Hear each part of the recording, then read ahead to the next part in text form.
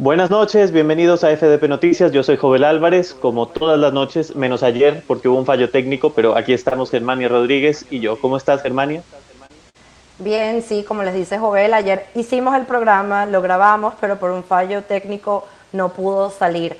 Les iba a comentar también que cuando nos sentamos a grabar más temprano hoy, se rompió mi cuadro, así que creo que me Sí. vieron mal de ojo. Jovel vio cuando se cayó de la pared, así que he vuelto a mi primer set. En la cuarta semana de confinamiento veremos en dónde termino.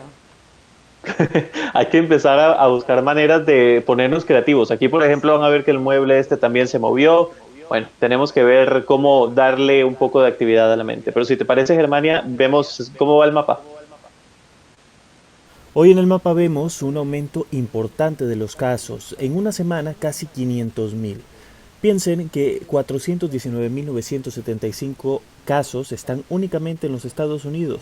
Después está España en segundo lugar, ya superó a Italia 146.690. Y por otro lado está Italia en el tercer lugar con 139.000. Después están Francia, Alemania y presuntamente China. Si nos vamos al número de fallecidos, Italia está en primer lugar de momento con 17.669, después España con 14.673. En tercer lugar está Francia con 10.869 y en cuarto lugar el Reino Unido con 7.097. En cuarto lugar únicamente está Nueva York, solo la ciudad de Nueva York con 4.571. El total de recuperados es 317.640. Yo creo que hay que hacer un hincapié en esa última cifra, la de recuperados, que cada vez crece y eso no podemos dejarlo pasar. Así es, Joel, pero también mientras el número de muertes casi llega a 100.000, el mundo se sigue preguntando si la Organización Mundial de Salud hizo lo necesario para proteger al mundo del COVID-19. El día de ayer el presidente Donald Trump amenazó a la organización con retirar el financiamiento por haber, a su juicio, fallado en el manejo de la pandemia del COVID-19. Vamos a suspender el dinero que gastamos en la OMS, dijo Trump el martes por la noche, antes de contradecirse y agregar que su administración iba a revisarlo. Minutos después, el presidente negó haber puesto en duda las contribuciones de su país a este organismo, pero igual lo criticó por ser chinocéntrico, si bien no necesariamente durante la pandemia. En su propuesta presupuestaria de febrero, la Casa Blanca ya propuso reducir de 122 a 58 millones la aportación de Estados Unidos a este organismo. El director general de la OMS, Tedros Adhanom Ghebreyesus, ha lanzado un mensaje claro para prevenir contra la politización del coronavirus. Si no quieren más bolsas para cadáveres, absténganse de politizar, dijo en una rueda de prensa este miércoles. Adhanom Ghebreyesus ha respondido con mucha énfasis a una pregunta sobre las últimas declaraciones del presidente Trump, en las que acusaba a su agencia de estar sesgada a favor a China. El máximo responsable de la OMS ha dicho que la respuesta de salud pública empeora cuando hay cualquier tipo de enfrentamiento, ya sea por motivos políticos o étnicos. El director de la OMS comentó que desde hace 3 meses ha sido objeto de ataques de distintas índoles e incluso amenazas de muerte en su contra. Es interesante, Joel, porque el presidente Trump parece haber cambiado ahora está criticando más a la Organización Mundial de Salud. La semana pasada estaba enfocándose más en el régimen comunista chino, pero esta semana sus ataques son dirigidos al director de la OMS. Sí, todo esto se da en un momento, como veíamos anteriormente en los datos, en el cual los números tanto de contagios como de fallecidos está subiendo. El epicentro se mantiene en Nueva York, por lo menos hasta ahora, pero las estimaciones, el modelo de predicciones que ha estado utilizando la Casa Blanca, parece que por ahora está arrojando datos más positivos de lo que podría ocurrir en ese país. La cifra estimada de muertes por la pandemia del coronavirus en los Estados Unidos se redujo de 82.000 a 60.000, después de que las nuevas proyecciones redujeran el número de muertos en los próximos 4 meses en un 26%. Las proyecciones actualizadas también adelantaron el día pico de las muertes al 12 de abril, donde se estima que ocurran 2.212 muertes en 24 horas. Las nuevas estimaciones fueron publicadas el miércoles por los pronosticadores del Instituto de Evaluación y Medición de la Salud de la Universidad de Washington, que es una fuente que el Grupo de Trabajo sobre Coronavirus de la Casa Blanca cita con frecuencia. Estas evaluaciones en los últimos días, incluida una aparente nivelación de las hospitalizaciones en el estado de Nueva York, se ven atenuadas por el aumento persistente en el número de muertos. Más de 1.900 estadounidenses murieron durante las 24 horas del martes. Ya son casi 13.000 vidas perdidas por el COVID-19 y más de 400.000 infecciones confirmadas en todo el país. Es interesante, Germán, y no sé qué te parece, si estas estimaciones que están haciendo ahora son realistas o no, porque en realidad pensar que el 12 de abril, estamos hablando de 4 días, pensar que en 4 días va a ser el pico de la pandemia me parece muy apresurado. Yo creo que este modelo tenga razón, Jovel, y yo creo que es posible porque las ¿Sí? medidas de aislamiento social parecen estar funcionando, particularmente en lugares que lo hicieron más temprano, como el estado de California. Así que si comparamos la situación en Estados Unidos como lo que ha pasado en Italia, definitivamente yo creo que se tomaron medidas más temprano aquí en Estados Unidos. Pero vamos a hablar ahora de Europa, porque los países más afectados siguen en un sube y baja de números de tanto casos como muertos.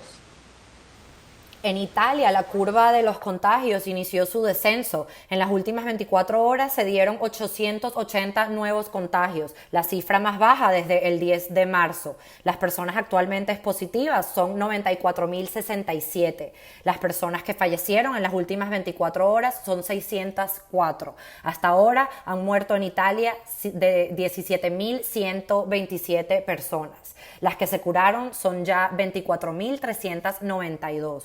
Pese al descenso en la ola, las autoridades sanitarias piden prudencia y responsabilidad en esta fase. Por otro lado, pese al descenso que se había presentado a finales de la semana pasada, el gobierno español informó este miércoles un aumento diario de 757 víctimas fatales del coronavirus y 6.180 contagios, un ligero repunte con respecto a las cifras de la víspera. Con estas alzas, el total de fallecidos llegó a 14.555 y los casos a 146.690. En las últimas 24 horas, el Reino Unido registró su cifra más alta de fallecidos por causa del coronavirus hasta el momento, con un total de 938. Eso dispara el número de muertes desde que empezó el brote hasta los 7.097. Los datos oficiales revelan que la víctima más joven tenía 22 años, la mayor 103 y 46 de los pacientes no tenían condiciones de salud subyacentes conocidas. Este es un dato justamente por el cual yo estaba pensando que tal vez la aproximación que hacía el gobierno estadounidense podía ser bastante optimista, más no realista, porque lo que está ocurriendo en España, donde ya estaban celebrando prácticamente que la ola iba en bajada, es que llevan 2 días en subida nuevamente. Entonces yo creo que puede haber repuntes inesperados y hay que estar preparados también para eso. Definitivamente tenemos que estar pendientes de eso. Pero en Wuhan, donde la cuna de esta pandemia del COVID-19, el régimen chino dice que no han visto nuevos casos del COVID-19 en los últimos días. Es bajo este contexto que miles de chinos celebraron en euforia este miércoles el final de 2 meses de confinamiento por la pandemia. Miles de pasajeros se acercaron a estaciones de autobuses y trenes, algunos de ellos con atuendos de protección integral. Wuhan comenzó a abrirse de nuevo al mundo tras 2 meses de aislamiento prácticamente total y teme que el brote del coronavirus vuelva de manos de habitantes que regresen del extranjero o de otros extranjeros. Por ello, la autoridad no quiere tomar ningún tipo de riesgo. Para ello, a quienes afirman que estuvieron recientemente en el extranjero o a los que son sospechosos de haberlo hecho, se les envía a otra zona de selección donde funcionarios con traje de protección integral supervisarán sus casos. A quienes quieran tomar un tren antes de dejar la estación deben dar sus datos personales y detallar los lugares en los que estuvieron anteriormente. Además de esto, también se les tomará la temperatura. Asimismo, deben presentar en su celular un código QR que hace las veces de salvoconducto y que atestigua que están sanos. Sin eso, el viajero debe someterse a un test de diagnóstico. Bueno, es interesante esto de China porque yo la verdad no me explico cómo es que ellos ya dicen que están libres de coronavirus. Me parece difícil creerlo, es algo que hemos comentado mucho en estos días, ¿no? Así es, y el régimen chino en estos momentos está recibiendo muchas felicitaciones por cómo han lidiado con esta pandemia. Sí, vamos a hablar, si te parece ahora, de Colombia. Me parece importante destacar el caso de Bogotá, que es la ciudad que sigue teniendo más contagios en este periodo de la pandemia. De momento, estoy revisando el dato actualizado, son 992 contagiados en Bogotá y esto hace que el total de casos haya ascendido en todo el país a 2.054 con 123 muertes. Vamos a ver un poco sobre las medidas que van a tomar en la ciudad la alcaldesa Claudia López al respecto de este coronavirus.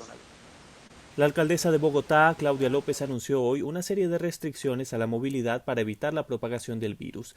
Según informó López, habrá restricción para que las mujeres puedan circular los días pares y hombres en días impares para realizar actividades de adquisición de bienes de primera necesidad, como alimentos, bebida y aseo, y para ir a bancos. Las personas trans podrán circular según su identidad de género. Estas restricciones no aplican para quienes demuestren que se encargan del cuidado de personas mayores de 70 años, quienes se dirijan a servicios médicos o veterinarios y quienes vayan a trabajar de acuerdo con las excepciones vigentes. A partir de ahora, las empresas de taxi deben tener un reporte de sus pasajeros y recorridos con nombre, recorrido, origen, destino y número telefónico. Esto con el fin de tener una trazabilidad del contagio en casos donde se requiera.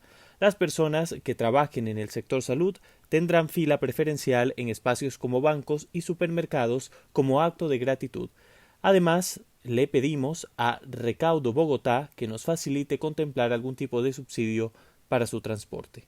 De los 32 departamentos que tiene Colombia, 23 tienen una población con COVID-19. Después de Bogotá, las 5 zonas de más contagio son Valle del Cauca, Antioquia, Bolívar, Atlántico y Cundinamarca. Es interesante ver la evolución en todos los países de Sudamérica. El caso de Colombia, que tiene una cuarentena muy estricta, vemos que cada vez se va haciendo más y más complicada, se ha extendido por lo menos hasta finales de abril. Claudia López decía en un video que la recomendación que le dieron a ella los expertos era que se extendiera hasta la primera semana de mayo, pero el presidente Duque ha decidido que sea hasta la última de abril. Vamos a ver si esto se reevaluará conforme se acerque la fecha. Un detalle importante cuando hablamos de Venezuela y de Colombia y de la zona fronteriza es que hay muchos migrantes venezolanos, no solo en Colombia, sino en países como Ecuador, Perú, que han perdido su trabajo en esta crisis porque trabajaban haciendo delivery de comida o otro tipo de cosas así, y ahora están tratando de regresarse a Venezuela, y esto ha causado un problema en la frontera, que está cerrada, ¿no, Jovel? La frontera de la parte de Colombia-Venezuela. Sí, la frontera está cerrada por parte de Colombia. Eso es algo que no había ocurrido, de hecho, a lo largo de esta crisis política que ha estado azotando a ambos países desde hace ya varios años. Pero hay una excepción. Parece que el gobierno encargado de Juan Guaidó hizo algún tipo de contacto con el gobierno de Iván Duque y permiten que los venezolanos puedan regresar de Colombia a Venezuela, pero no hay, digamos, posibilidad de entrar nuevamente. Entonces, ese es el paso que está abierto. Se supone, de hecho, que según el régimen, a los que estén volviendo les hacen algún tipo de control médico, revisión sanitaria, pero según denuncias que estamos viendo en redes sociales, eso no está ocurriendo. Ya. Bueno, hablando de Venezuela, Nicolás Maduro ya está cantando victoria. Él dice prácticamente haber vencido el COVID-19. Este martes, el presidente de facto de Venezuela ordenó la hospitalización de todos los casos de coronavirus en el país, pues él dice que tiene más de 20.000 camas disponibles para aislarlos. Ya el régimen ha confirmado 167 casos de contagios y 7 fallecidos. Maduro dio la instrucción después de que la vicepresidenta Delcy Rodríguez, encargada de coordinar las acciones contra la pandemia, informara sobre un nuevo caso de COVID-19 sin que se registraran muertes entre el lunes y el martes. Hemos logrado contener la pandemia y en la situación que estamos podemos nosotros hospitalizar todos los casos y aislarlos en hospitalización, celebró el gobernante en una transmisión conjunta con Rodríguez. Según Maduro, existen 23.500 camas disponibles en el país petrolero, donde se han habilitado 46 hospitales centinelas bajo supervisión militar para atender a los enfermos por este virus. Sin embargo, expertos independientes aseguran que hay apenas 206 camas de cuidados intensivos, de las cuales la mitad se concentran en Caracas y solo 80 en el sistema público. A la grave situación sanitaria se agrega la severa escasez de gasolina que padecen los venezolanos en todo el país. El diputado a la Asamblea Nacional, José Manuel Olivares, informó que por la escasez de gasolina, 62% del personal de salud no pudo asistir a sus puestos de trabajo. Olivares agregó que 84% de los médicos en el país no pudieron surtir sus vehículos y 66% pasó entre 8 y 20 horas en cola para echar gasolina. Los médicos se han visto obligados a ir al trabajo hasta en bicicleta, mientras que muchas farmacias han tenido que cerrar ya que los empleados no tienen cómo movilizarse. Venezolanos denuncian que la Guardia Nacional está vendiendo a $2 el litro, lo que se traduce en hasta $100 para llenar un tanque de un vehículo mediano, mientras el sueldo mínimo mensual en el país no sobrepasa los $10. Joel, muchas cosas que comentar sobre esta noticia. Primero, el país que tenía la gasolina más barata del mundo ahora tiene casi la más cara del mundo gracias a esta situación. Segundo, vemos que la situación de escasez aguda de gasolina ha causado a la población a que siga saliendo a la calle violando las medidas de aislamiento social. Sin embargo, de acuerdo a los números oficiales del régimen, cuando los comparamos en una gráfica con los números oficiales de todos los demás países, Venezuela le va muy bien con el COVID-19. Es uno de los países que, según los números oficiales, mejor está manteniendo esta situación. O sea, según los números oficiales, Maduro le debería estar enseñando a países como Venezuela, hasta China, Cuba, Chile, Ecuador, qué hacer para eliminar esta pandemia. Es el absurdo de los números oficiales en este tipo de regímenes, ¿verdad? Es que es imposible pensar que países que tienen un sistema de salud tan avanzado como el de España, el de Italia, el Reino Unido, no tengan una capacidad menor de respuesta que la que puede tener Venezuela con un sistema de salud tan destruido. Entonces, yo creo que lo que nos dice esto es que no podemos confiar de ninguna manera en los números oficiales que da Delcy Rodríguez, Jorge Rodríguez, Maduro, quien sea. No se puede confiar en ellos. Y de hecho, me preocupa también mucho la situación de los médicos, Germania, porque ¿cómo vamos a pensar que estos médicos están combatiendo el coronavirus de forma efectiva si ni siquiera pueden llegar a los hospitales, como veíamos en la nota? Entonces, pero no yo creo solo que eso, sino ya hemos visto casos de varios médicos y enfermeros amenazados por el régimen si hablan o dan información de lo que está pasando adentro de los hospitales. Así que una vez más, esto no es algo nuevo para los médicos venezolanos, ¿no? Ser superhéroes en la mitad de una tragedia. Pese a ello, en efecto, ahora vamos a hablar... Perdón, vamos a hablar ahora sobre la Semana Santa. En Caracas la cuarentena sigue siendo una realidad y de hecho los ciudadanos no han podido participar, como es normal y como es en realidad adecuado, de las actividades propias de estas fechas debido a que persiste la prohibición de concentraciones públicas. Pese a ello, algunas iglesias católicas en la ciudad han dispuesto que el Nazareno saliera hoy en su típica procesión del Miércoles Santo a recorrer las calles de la ciudad para que los vecinos pudiesen ver el paso desde su casa. El periodista Luis Olavarrieta, de Carabota Digital, siguió el recorrido de uno de los nazarenos y nos compartió estas imágenes. Además, la periodista Marianela Salazar compartió en sus redes sociales este video del paso del Nazareno frente a su casa. La famosa procesión del Cristo de San Pablo se hizo colocando la imagen del Nazareno en un papamóvil. Sin embargo, volviendo al tema anterior, el vehículo se quedó sin gasolina. Esa es una imagen de verdad que uno se queda sin palabras. Es la sola imagen del papamóvil sin gasolina siendo empujado me parece muy elocuente de la situación actual. Es absurda, ¿no? Pero no me sorprende, una vez más, el realismo mágico de Venezuela. Pero otro lugar que no está lidiando con esta pandemia de la manera correcta es Nicaragua. Aquí les hemos hablado de que el régimen de Daniel Ortega ha sido sumamente irresponsable con el manejo de la situación. De hecho, Ortega tiene más de 3 semanas desaparecido. Pero hoy la Organización Panamericana de la Salud manifestó su preocupación por la forma que Nicaragua ha respondido ante la crisis del COVID-19. Tenemos preocupaciones por la falta de distanciamiento social, la convocatoria a reuniones masivas, los tests, el seguimiento de los contactos, la forma en que se reportan los casos, expresó la directora de la OPS, Carissa Etienne, refiriéndose a Nicaragua. También agregó que estamos preocupados por lo que consideramos una inadecuada prevención de las infecciones y el control en diferentes momentos y niveles en la nación centroamericana. En sus declaraciones diarias, la vicepresidenta Rosario Murillo dijo que Nicaragua seguía de cerca las recomendaciones de salud, pero no mencionó las críticas de la OPS. En Nicaragua, gran parte de la población ha permanecido en sus casas en autoaislamiento, pese a que el gobierno ha instado a sus seguidores a viajar a la playa para promover el turismo. Los informes diarios del Ministerio de Salud no mencionan ningún tipo de medida de distanciamiento social. Repiten que solo hay 3 casos confirmados del COVID-19 y aseguran que no hay transmisión de la enfermedad en el país. La OPS instó a los países de Latinoamérica a reforzar las medidas porque el pico de la enfermedad podría llegar en un lapso de 3 a 6 semanas. Jovel, ¿qué será lo que tienen los países comunistas que no hay transmisión? Son los únicos donde no hay transmisión social del COVID-19.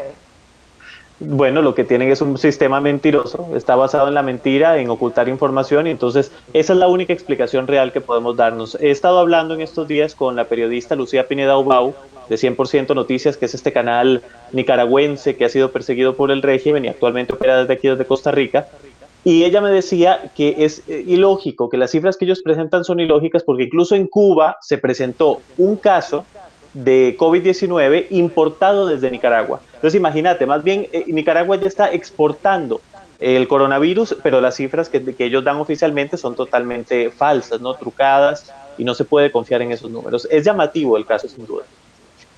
Sí, y lo otro es que es insólito que Daniel Ortega tenga casi un mes desaparecido, pero este es el problema con las dictaduras porque no hay separación de poderes y ninguna otra ala del gobierno le puede pedir explicaciones al Ejecutivo y preguntar dónde está el líder de la nación en medio de esta pandemia. Sí, porque de hecho el poder legislativo también está bajo el poder de los sandinistas, entonces ahí no hay manera de pedir cuentas claras. Pero si te parece, hablemos ahora sobre Costa Rica. En este país ha habido altibajos a la hora de obedecer por parte de la población el llamado a quedarse en casa durante estos días. Pero durante la Semana Santa particularmente, las imágenes de la desolación en algunas ciudades son bastante impresionantes. Estas fotografías son de José Alberto Madrid, fotógrafo de Alajuela, quien ha querido documentar el vacío de las calles de Costa Rica. Las imágenes ilustran las ciudades de Alajuela y San José, las dos más importantes del país y también las que presentan más casos de COVID-19 respectivamente. La cuarentena en Costa Rica se ha aplazado hasta finales de abril y el regreso a clases se ha pospuesto indefinidamente. Al cierre de esta edición, el país centroamericano presentaba 502 casos de COVID-19 y 3 fallecimientos. Esa cifra se actualizó esta tarde, 3 fallecimientos aquí en Costa Rica a causa del COVID-19. Es un país que en realidad ha logrado mitigar bastante o ralentizar el avance de la ola pandémica, pero sigue en franco ascenso y de hecho hay una cifra muy preocupante. De los 502 casos que están confirmados, más de 100 pertenecen a sanitarios, a personas que trabajan en la Caja Costarricense del Seguro Social, equipo médico, que se han contagiado atendiendo pacientes. Qué triste. Pero mientras casi todo el mundo está en confinamiento, los últimos días líderes, gobiernos locales y alcaldes les han estado en las noticias por cómo le han pedido a los residentes de sus ciudades que se queden en casa. Pues un polémico alcalde de Ucrania ha mandado acabar más de 600 tumbas debido a la pandemia del coronavirus y también mandó a preparar unas 2.000 bolsas mortuarias para mostrarle a los residentes de su ciudad el tamaño de esta crisis. Boris Filatov asegura que con la medida busca que las personas respeten las medidas de confinamiento y en cualquier caso estar preparados para lo peor. La polémica decisión fue adoptada ante el creciente desinterés por parte de los ciudadanos. Según la portavoz de un ayuntamiento, sin ninguna exageración, es una cuestión de vida o muerte. Si a pesar de eso la gente sigue rompiendo la norma, indicó que la multa será de aproximadamente 570 euros. En Ucrania se han detectado reportado un total de 1.462 contagiados por el coronavirus, mientras que un total de 45 personas murieron por culpa de esta enfermedad. Yo creo que a mí me asusta más tener que pagar 570 euros que ver a una tumba, ¿no? Bueno, pero la imagen es visualmente impresionante. Sí, tal vez, de hecho yo creo que hay mucha gente que piensa como vos, te voy a decir, porque aquí en Costa Rica en realidad la gente ha empezado a acatar las indicaciones a partir de que crecieron las multas. Porque si no, de verdad la gente no, si no le golpeas el bolsillo parece que no les importa su vida. Es algo curioso. Sí. Mira, vamos a terminar, si te parece bien, hablando de Costa Rica. Vamos a dejar a la gente con un video que yo creo que les va a llenar de mucha esperanza, de mucho ánimo, por lo menos eso esperamos. Se trata de una empleada, una funcionaria más bien del sistema sanitario aquí en Costa Rica, que se contagió de COVID-19 y estuvo grave en cuidados intensivos durante 18 días, pero hoy fue dada de alta. Incluso habían tenido que hacerle una traqueotomía, o sea, estaba respirando artificialmente.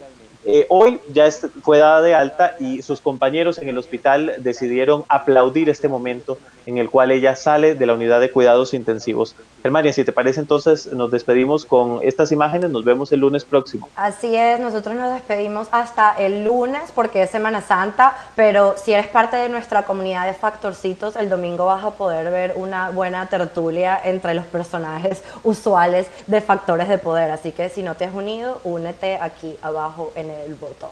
Hasta el lunes. Felices Pascuas. Maga, te queremos. Te queremos.